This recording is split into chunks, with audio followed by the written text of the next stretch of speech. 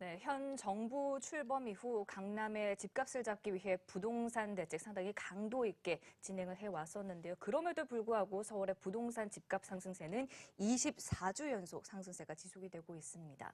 최근 들어서는 그 상승폭도 더욱더 확대가 되고 있고요.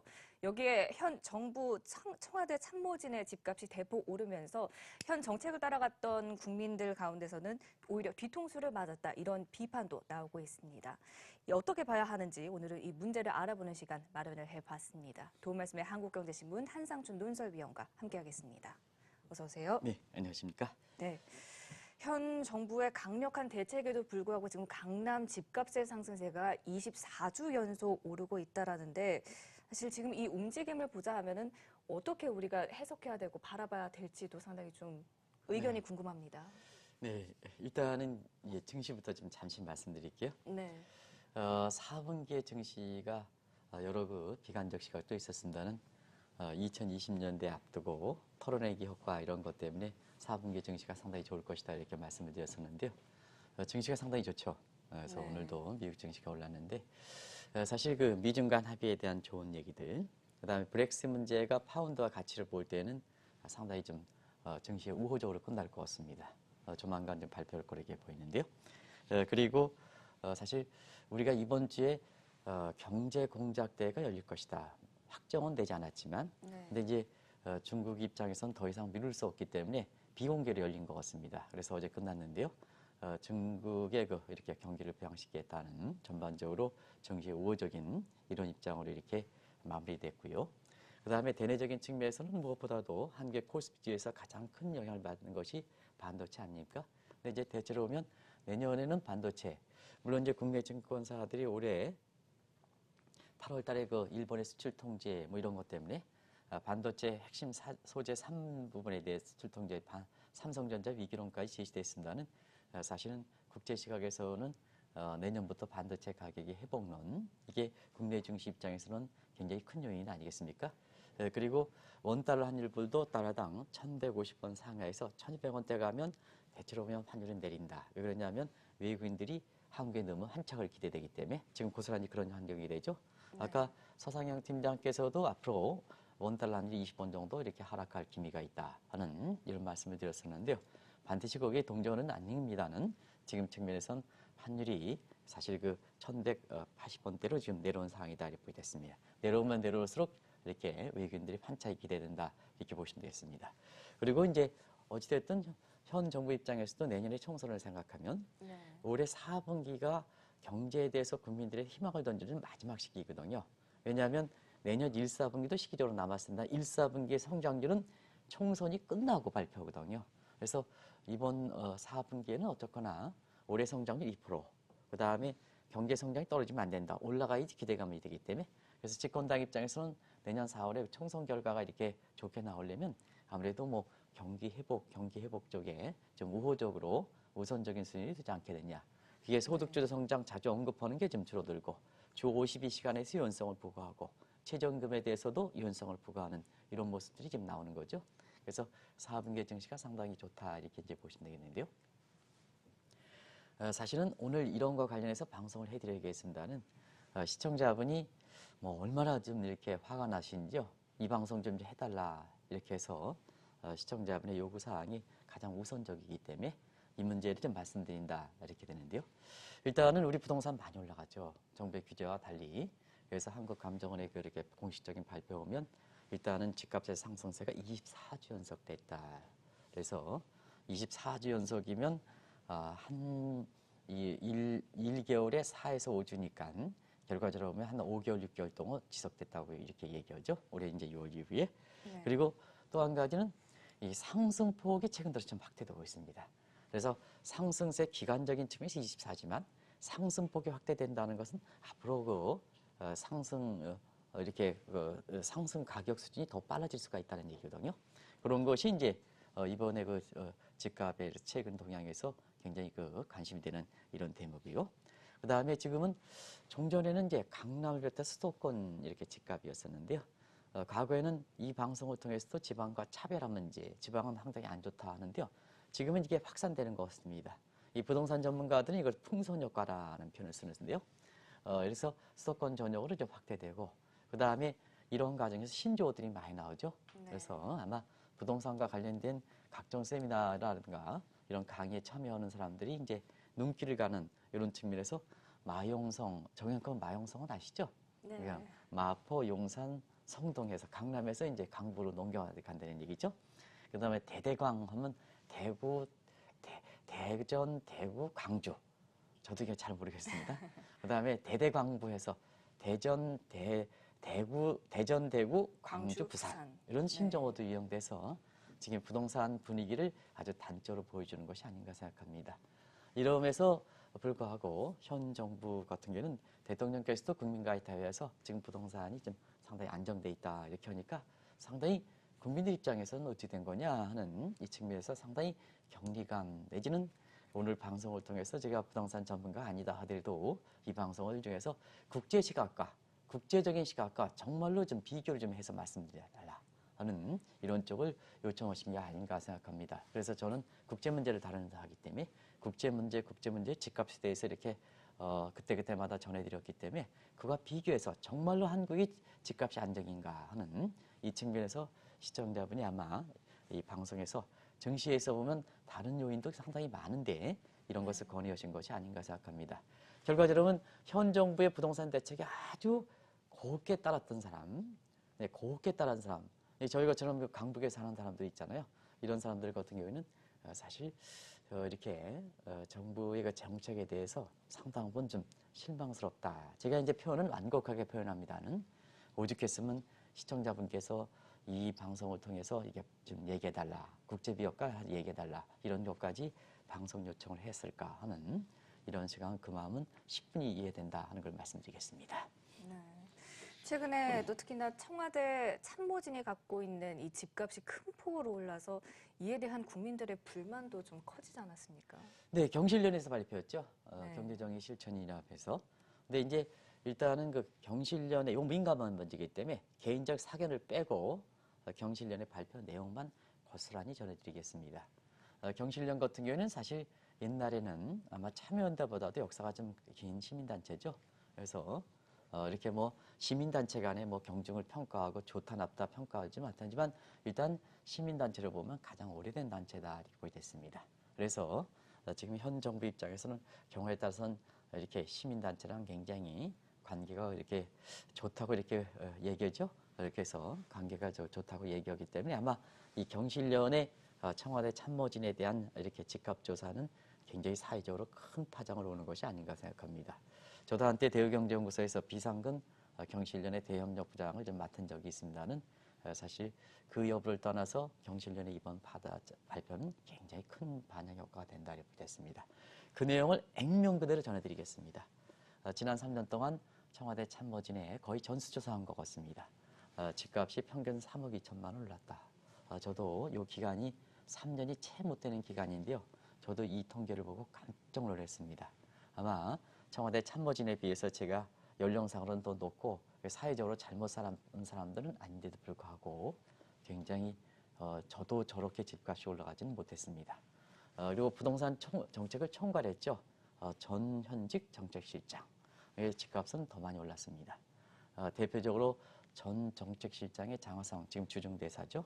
이 경기 문제에 대해서도 작년에 이렇게 김광두 교수랑 경기 침체 논쟁이 됐을 때도 소득주도 성장이 잘 된다. 올해부터 본격적으로 경기 회복이 된다. 그런데 경기가 지금 디브레까지 우려돼서 이제 구설수에 많이 오르시는 분인데요. 반드시 제가 이렇게 하더라도 오르시는 분이다 이렇게 하는데요. 아무래도 현직 입장에서는 이렇게 존칭어를 쓰는 게 좋은 게 아닌가 생각합니다.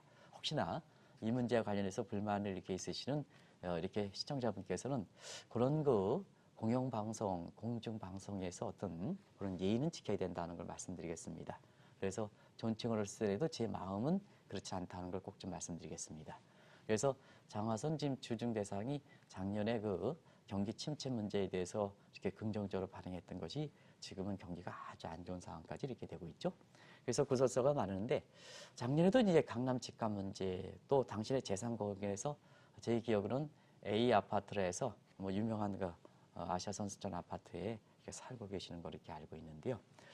모든 국민이 강남에 살 필요는 있겠느냐 하는 이런 쪽에 만지했는데요. 실질적으로 보면 이렇게 당신이 살고 있는 집값이 10억 원 정도 3년 동안 올랐던 거로 경실련의 발표에 나왔습니다. 그러다 보니까 사실 그런 얘기를 하거든요.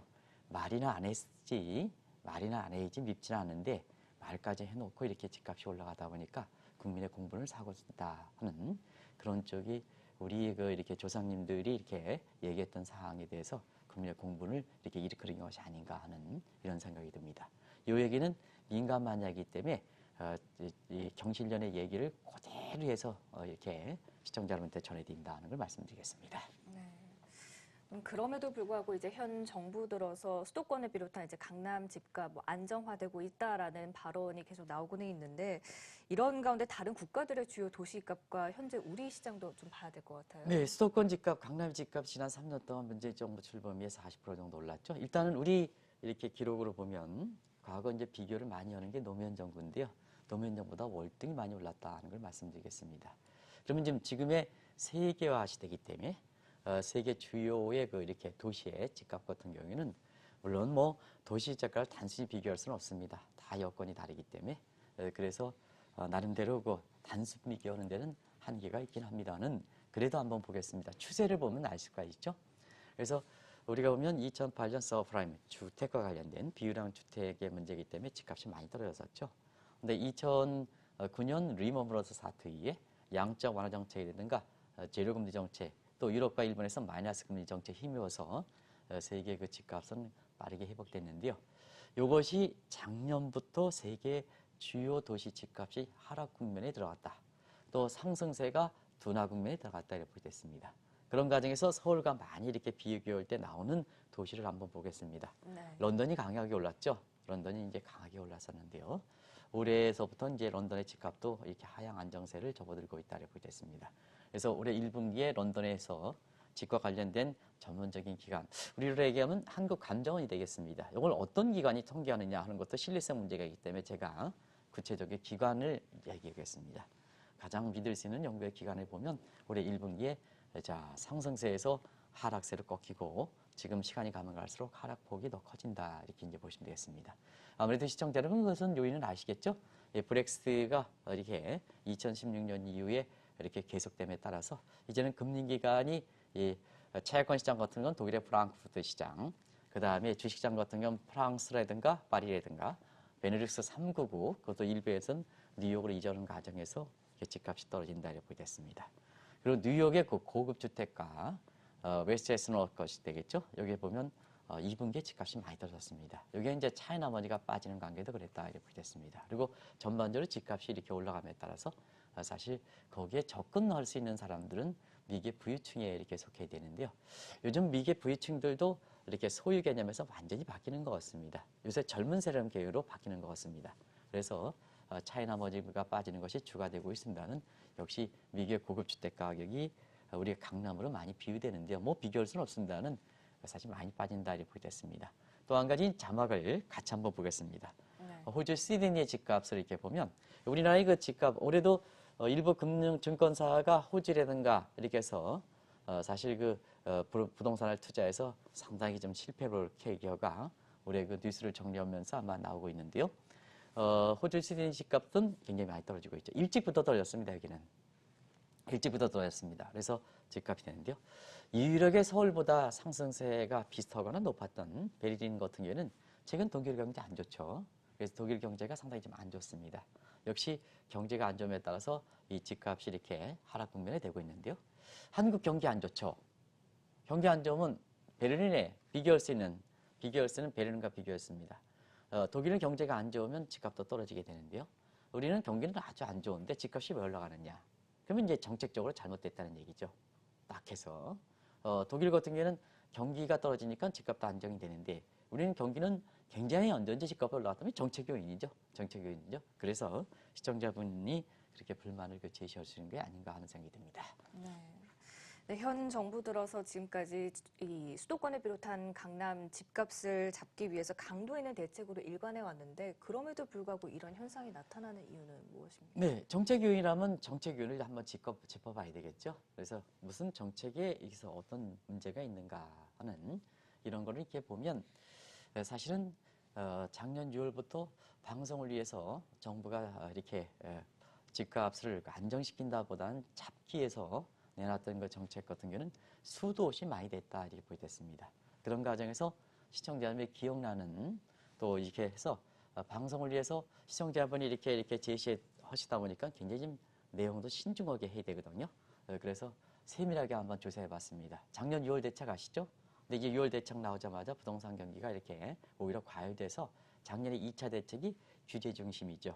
이게 이제 규제 중심의 네. 종합 대책이다 이렇게 이제 보시면 되겠습니다. 이것도 안 되니까 작년 9월 13일 날 부동산 투기 과열 지역 추가 지정했죠. 그리고 이럼에도 불구하고 집값이 안 잡히다 보니까 작년 10월에 가계부채 종합대책이 나왔죠. 명목은 가계부채 종합대책이지만 우리의 가계부채가 대부분 다 주택담보대출이기 때문에 이 또한 사실 부동산의 대책이다 이렇게 보겠습니다. 그리고 작년 11월 달 기록하시죠.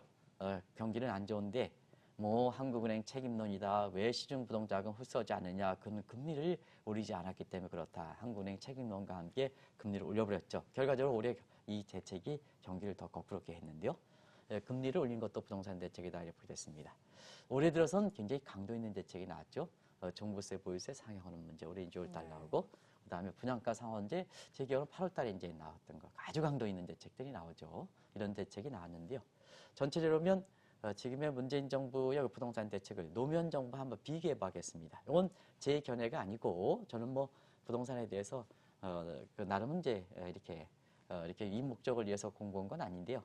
이렇게 여러 가지 재테크에서 오면 이렇게 부동산에 대해서 관심이 있다 보니까 제가 이렇게 나중에 부동산 관련돼서 이렇게 공부를 했습니다는 부동산과 관련돼서 저보다 훌륭하신 분들의 전문가들의 평가를 한번 종합적으로 보면 지금까지 현 정부 들어서 부동산 대책은 노무현 정부보다도 기간을 단축시켜서 아주 센 대책, 강도 있는 대책 이렇게 표현하겠습니다. 실제로 센 대책이라고 그러거든요. 네. 이제 아마 어미를 그 강하게 해서 센 대책을 일관했다.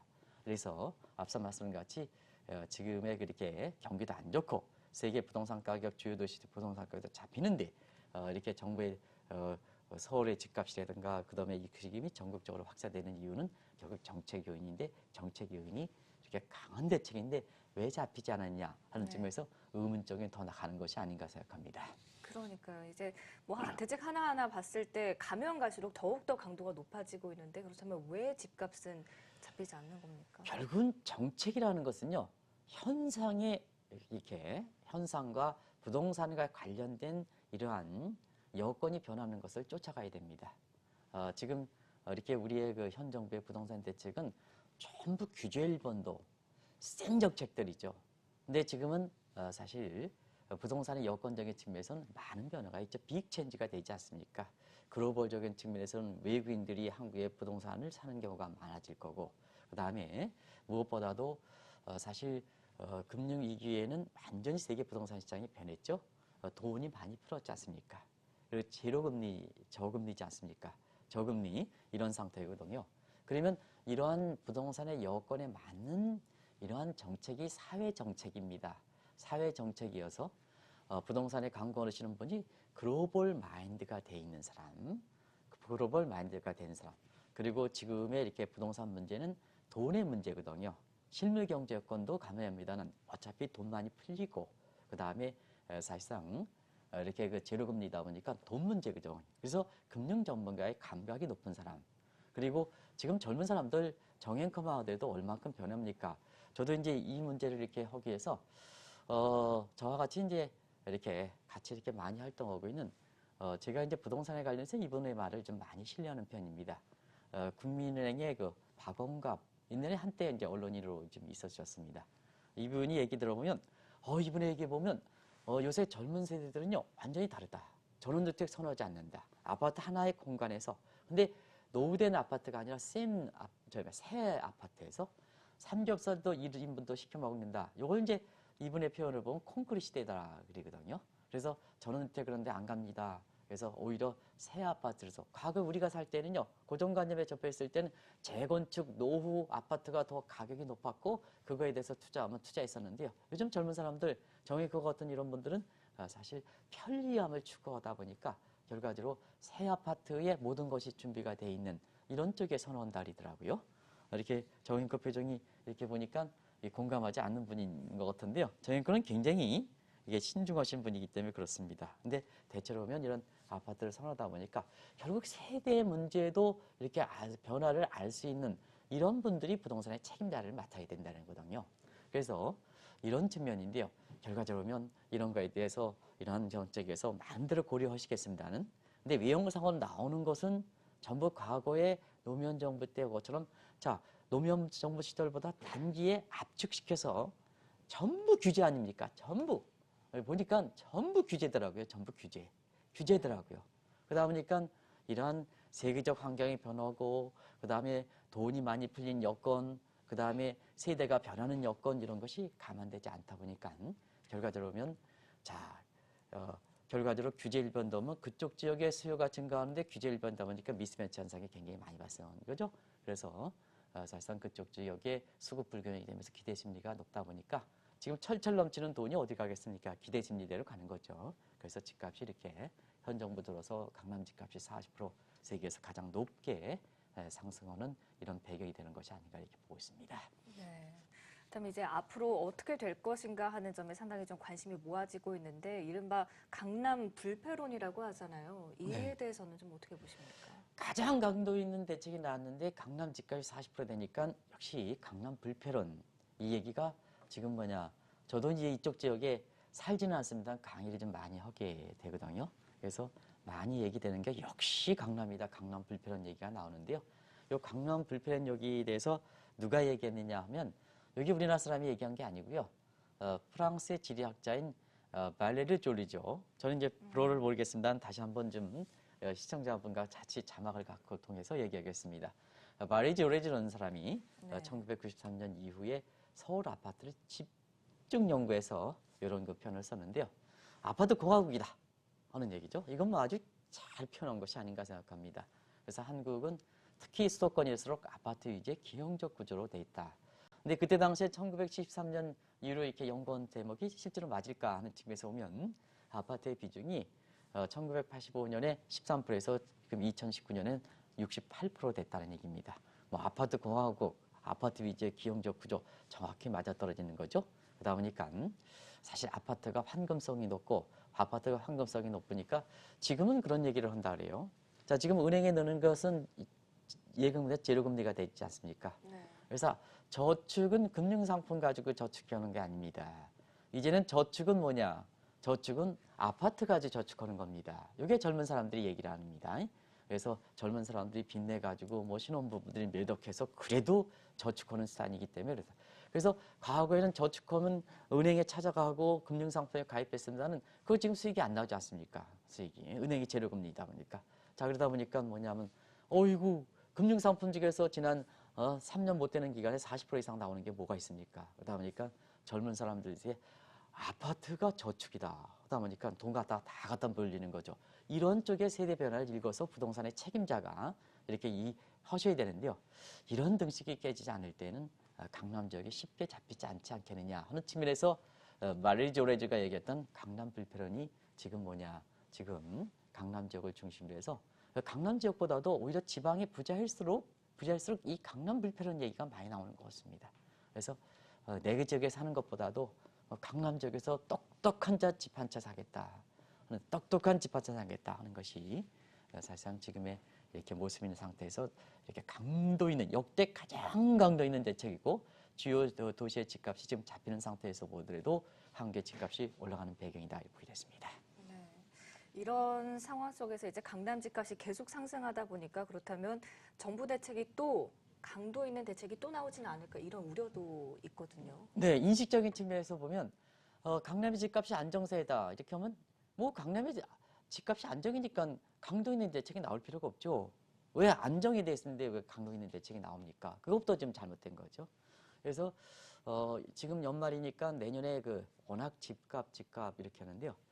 저도 이제 책을 하나 썼습니다는 지금 책에서 제목을 좀 이렇게 잘못 단 게 아닌가. 뭐 지금 굉장히 좀 인기를 해서 나가긴 합니다는 대부분 다 이렇게 교보문고에 이렇게 상위 랭커를 보면요. 전부 부동산, 돈 문제 이렇게 다루는 제목이 그렇게 달리지 않으면요. 이렇게 그 베스트셀러에 이렇게 보면 20번 이내를 뭐 베스트셀러라 그래요. 그 베스트셀러 이번엔 좀 저를 알았습니다. 근데 이제 보면 전부 거기에 80%가 돈 부동산이 제목을 달지 않으면 이렇게 사회풍조가 그게 뭐 이렇게 해서 순위가 올라가기 굉장히 어렵다 그래요. 그래서 저도 좀 이 책을 낼 때 좀 그런 부동산이라든가 이런 걸 냈으면 좀 안 돼요. 그래도 뭐 그런 거에 따라갈 필요는 없고요. 소신껏 이렇게 이제 제 책이라 제목을 제가 말씀드릴 수는 없습니다는 이렇게 그래서 나오는데요. 그런 인식 부분이 잘 돼서 이렇게 이제 저도 이제 순위가 있긴 한데요. 근데 자 보면 내년에도 이제 그렇게 화두가 되다 보니까 그런 책에서 인기 순위가 거설 만큼 이렇게 되다 보니까 화두가 되다 보니까 내년 집값에 대해서 이제 나오는 예상들이 나오죠. 부동산 예측이 지금 가장 전망세에서 가장 많이 나오죠. 뭐든지. 근데 부동산 전문가들도 자 내년에 집값이 계속해서 올라가겠다. 그리고 100% 부동산 가격이 올라간다, 떨어진다. 그래서 이 사람은 뭐 증권사의 사람인데 작년에도 이서 얘기했어요. 근데 올해 그 집값이 거세게 올라가서 내년에 또 이렇게 얘기하고 있는 상태인데요. 근데 정작 강남의 집에 소유한 사람들은 어떨까 하는 상태에서 보면 대부분 다 이분들이 1970년대, 80년대 그냥 집값이 낮을 때 이렇게 사시면서 지금 은퇴 이후에 이렇게 뭐 당신들이 집값을 올린 건 아니지 않습니까? 그래서 집값이 올라가는 상태에서 지금 종부세라든가 이게 나오는데요. 굉장히 당신분들은 이렇게 다 그런 건 아닙니다는 굉장히 또 불안하게 하는 시각들이 있어요. 어찌됐든 내년에 집값 어떤 거 여부와 관계없이 사실상 굉장히 불안하다. 낙관적이도 불안하고 종부세라든가 뭐 올라가고 또 이렇게 집값이 떨어진다 하더라도 불안하고 이게 가장 혼란스러운 국면이다 이렇게 됐습니다. 그래서 내년에 이렇게 4월의 총선 결과에 따라서 강남 지역의 부동산의 압과 난달은 많이 좌우되지 않겠냐 이런 쪽에 정책 문제까지 나오고 있다 이렇게 이제 보시면 되겠습니다. 네. 현 정부로서도 분명히 이제 풀어나가야 되는 숙제인데 현 시점에서는 좀 어떻게 해야 되는지도 말씀 부탁드립니다. 부동산 가격은요 시장에 맡기는 게 제일 좋습니다. 뭐 그렇게 배웠고 많은 부동산 관련된 전문가고 그다음에 사실 그렇지 않습니까? 돈 이렇게 잘 벌어서 나의 구미에 맞는 집을 찾아가는 게 가장 효율적 아니겠습니까? 그리고 이렇게 하다 보니까 부작용이 많이 나타나죠. 우리가 보면 예를 들어서 뭐 강남은 재건축 얘기를 안 하겠습니다. 예를 들어서 이 마포의 성산 시형이라든가 이런 데는 30년, 40년 됐거든요. 지금은 1980년대 뭐 이렇게 되면 그때 우리나라 GDP가 얼마 됐습니까? 그때 무슨 이렇게 부동산 이렇게 관련돼서 아파트의 건축 자료 같은 거는 지금 것처럼 천 달을 걷지 못했거든요. 그런 분들이 이렇게 해서 30년, 40년 됐으면 전 자연스럽게 지금 것처럼 이렇게 개체가 수요가 돼서 이게 필터링 이펙트 아닙니까? 결정가 돼서 지금에 맞는 거로 되는데요. 이 부동산에 규제하다 보니까 재건축 규제에 모으다 보니까 이런 것까지 이렇게 됐고 또 경험했던 집값이 이렇게 올라가다 보니까 결국 강남 지역도 거기에서 사시는 분들이 이렇게 중하위 계층들도 많거든요. 그럼 거기에서 쫓겨나가야 되는 배경이 되거든요. 그래서 강남 집값 오르면 오를수록 강남에도 빈집이 많이 늘어난다 하는 것도 바로 그런 측면이거든요. 그래서 모든 정책을 이렇게 말씀드리면 모든 정책은 양면성을 갖고 있습니다. 그래서 항상 긍정적 효과가 나타나지 않으면 부정적 효과가 많이 나타나거든요. 지금 뭐 저렇게 다 말씀드렸습니다는 우리나라도 지금 전국적으로 보면 빈집이 있잖아요. 빈집이 150만 채가 넘는 데는 아니겠습니까? 거기에 사회 병리 현상에 따라서 사회 범죄가 많이 저지르고 식학공 공포도 우려가 된다는 거 아니겠습니까? 왜 기저일반을 합니까? 빈집에 따라서 사회 범죄 현상이 많이 되면 그런 빈집들을 어떻게 활용할 것이냐는 문제도 굉장히 중요한 부동산 대책이 지금 되는 문제거든요. 그런 과정에서 사실상 가장 중요한 문제는 이렇게 부동산 대책만큼은 이렇게 시장에 맡기는 게 최선 대책이다 이렇게 이제 보시면 되겠습니다. 그리고 집값 안정 대책이다. 집값 잡기라는 표현을 쓰면 안 됩니다. 이게 집값 안정이다 해서 상승세가 너무 많으면 좀 둔화시킨다든가 이런 여지 집값 잡기다 하니까 그 자체가 상당히 좀 정책적으로 보면 굉장히 좀 부정적 시각을 갖고 있다라고 보겠습니다. 그리고 돈길을 틀어줘야죠. 돈길을요. 예금 금리가 마이너스가 되는 것은 예금 금리가 제로 금리가 되는 건 전 세계 문제죠. 그러다 보니까 뭐냐? 자, 돈은 많이 풀렸죠. 돈갈 통로를 마련해줘야죠. 돈갈 통로에서 증시라든가 이런 쪽 활성화시켜줘야죠. 왜냐하면 증시라든가 기업의 자금 조달을 시켜주고 직접적인 자금 조달, 개인의 재테크 수단이 되는 거죠. 정기적으로 자금을 팍 틀어주면 정부가 고려하는 경기 활성화되고 그다음에 혁신성장, 모험성장해서 예금을 넣으면 은행들 뭐냐 건전 심사성이 있습니까? 전부 담보나 잡아가지고 아파트 경기 더 부추기죠. 더 부추기죠. 그러다 보니까 모험성 자금, 차기성 자금, 리스크가 있는 사람보다 개이죠. 그게 증권사들을 이제 자금해서 통로를 마련해줘야죠. 통로를 마련. 금리 올려봐야, 지금 고분금에 제로금리 올려봐야, 제로금리에서 올려봐야 0.25% 올려봐야 시중 부동자금 올라가겠습니까? 올라가겠습니까? 근데 증시 쪽으로 좀 터놔야 됩니다. 증시도 맞고 부동산도 맞고 하는데요. 그럼 어떻게 해야 되겠느냐? 결국 기대 심리가 높은 쪽으로 가겠죠. 수급 불균형이 높은 쪽으로 가겠죠. 그런 측면이 좀 된다. 그래서 마지막에 시간이 많이 경과됐습니다는 사마천의 사기 요즘 굉장히 많이 유행하는 것 같습니다. 한국의 좀 정책 관련해서 국민의 재산을 놓고 싸우는 것은 못난 정치다. 네, 이 부분에서 부연을 안 시키겠습니다. 다들 하실 겁니다. 어제 사마천의 상에서 국민의 재산을 놓고 싸우는 정책은 못난 정책이다. 하는 것을 마지막으로 말씀드리겠습니다. 네. 서울 집값 24주 연속 상승세를 이루고 있습니다. 그런 만큼 이 부동산 시장에 대한 관심도 뜨거운데요. 이 현재 시장 진단과 더불어 이제 정부 대책과 관련해서 좀 자세하게 알아봤습니다. 지금까지 도움 말씀의 한국경제신문 한상준 논설위원이었습니다. 말씀 고맙습니다. 네, 고맙습니다.